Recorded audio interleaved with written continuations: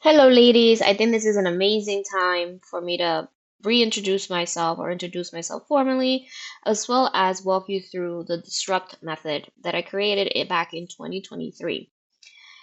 Um, this is why it's so important for many of you that are hearing this right now. If you want to start something, start now. I did this presentation for a summer program from my alma mater, my college, where I went to undergrad, and it's still useful today in 2025. The concepts, the method, the disrupt method. And it reminded me also not to recreate the wheel because I just had a speaking engagement a few weeks ago in which I felt the pressure of having to recreate, and I already have so much content created from the years that I've been working on presentations and the business that so two reminders: start where you are, start with whatever you have, and remember not to reinvent the wheel if you already have the content and the information. So, as you all know, my name is Dr. Zoila Quezada. I am, well, wait a minute. Did this skip the slide? So, I was born in the Dominican Republic and I immigrated to New Jersey at the age of 9. So, that's when you hear some Jersey sometimes, you hear some Dominican in me, some mixed Dominican with Jersey, and of course, where I currently reside in Rhode Island. So it's a mix of a lot of different places. I was raised part of my life in the Dominican Republic. Like I told you, that's where I was born. And then the rest was in Passaic, New Jersey. It's important to note this because Passaic, New Jersey is still a very Latina community. It is a first gen community. It's a low income community, and so I wanted to make sure that I highlight that. I wasn't what they called then English as a second language learner. I believe now they are called, we would be called multilingual learners. I grew up in a low income family, immigrant family, working family, first gen, and everything that you can imagine. My mom didn't get her GED until I was about, I think I was in high school when she was getting her GED. Um, so I graduated from high school, got my bachelor's, my master's, and ultimately my doctorate.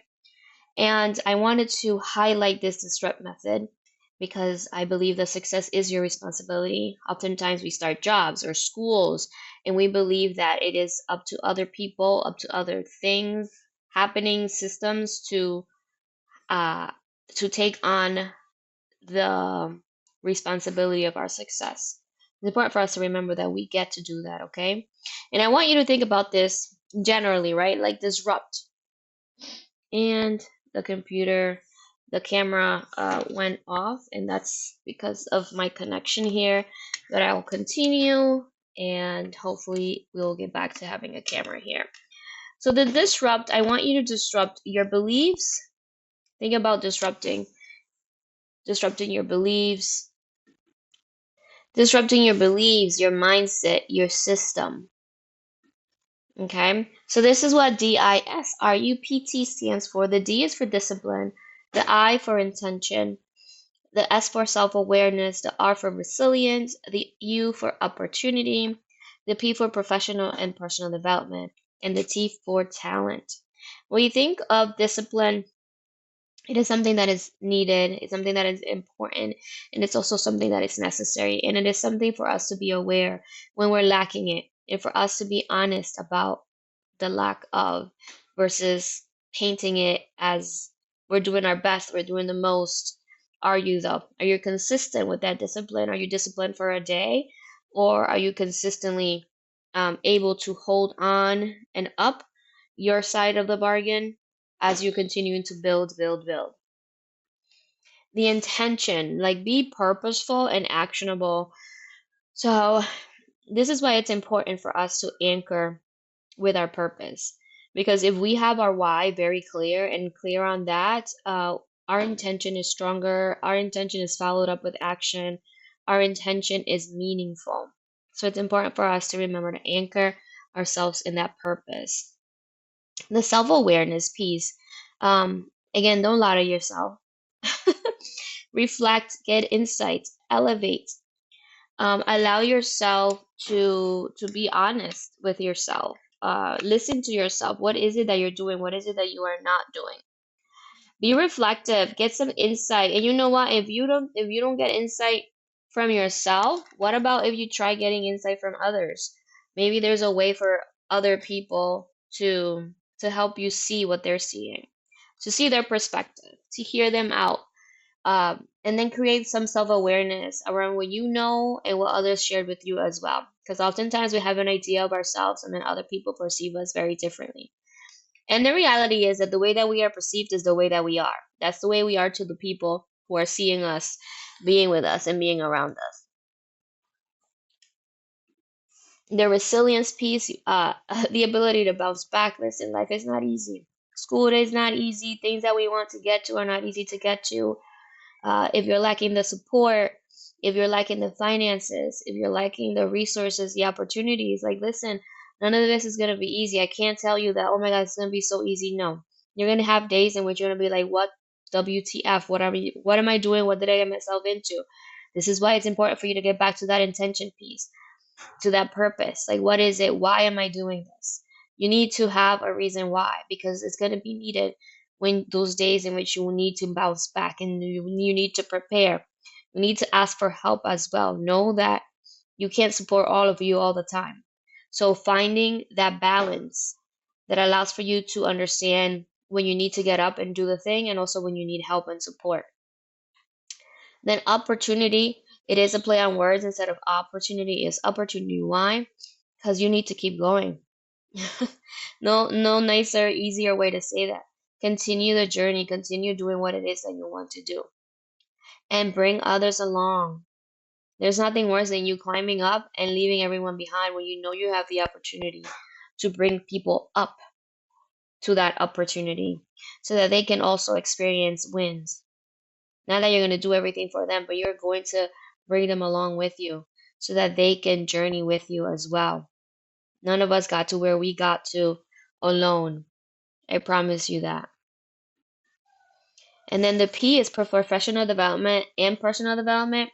It's not something that is going to come easy, right? Like, your jobs are not going to say to you, you know, let me get you to fly somewhere for professional development. You need to seek it, and you also need to be open to receiving it. And the receiving part is the tough part, right?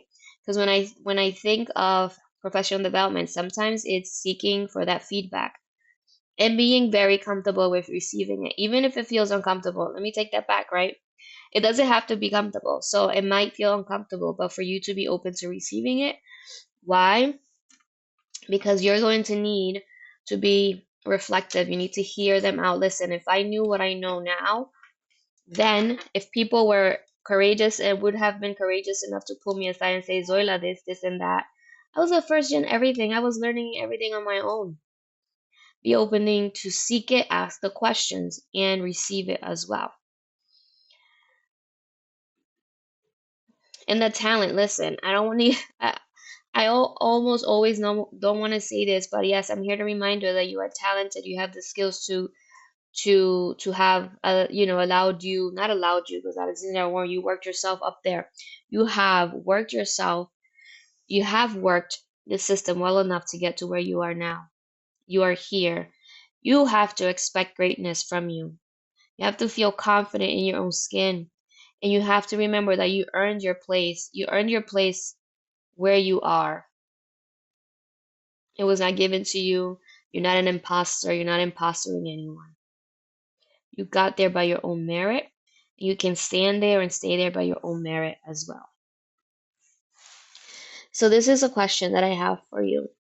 What is one thing that you will take with you today? And you can reflect on maybe part of the disrupt method, like what part of it you can think of. You can be like, oh, okay, yeah, I need to disrupt my belief system. I need to disrupt my upbringing. I need to disrupt. And let me bring us back to that slide.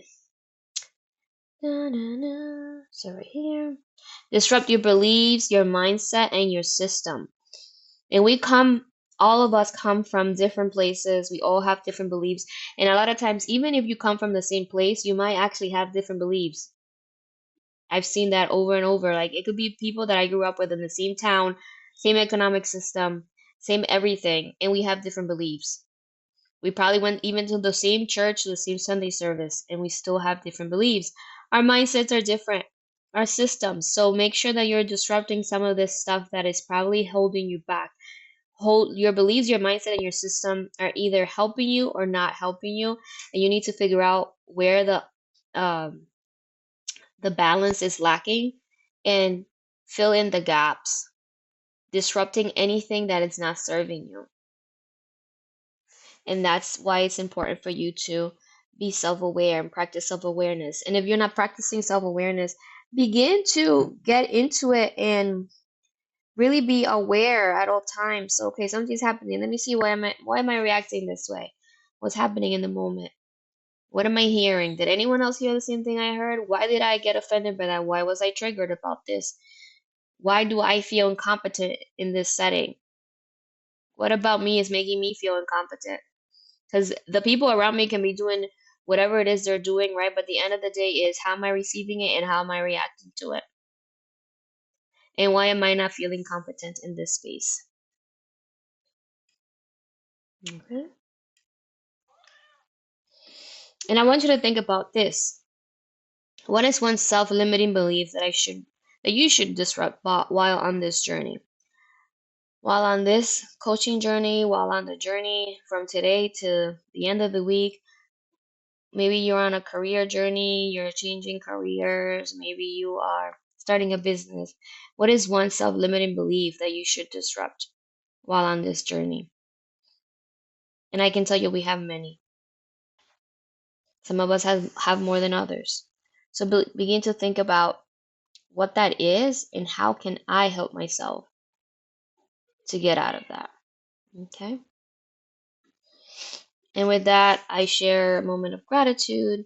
This moment, I'd like you to also uh, think about something that you're grateful for, whether that's, you're awake, today went well, you just got yourself a raise, whatever it is that happened or that is happening for you, a moment of gratitude for that. Thank you so much for joining. If you have a few moments, you can also scan this code with your phone and leave a review on my business page on Google. Please and thank you. And that is it for right now. Take care.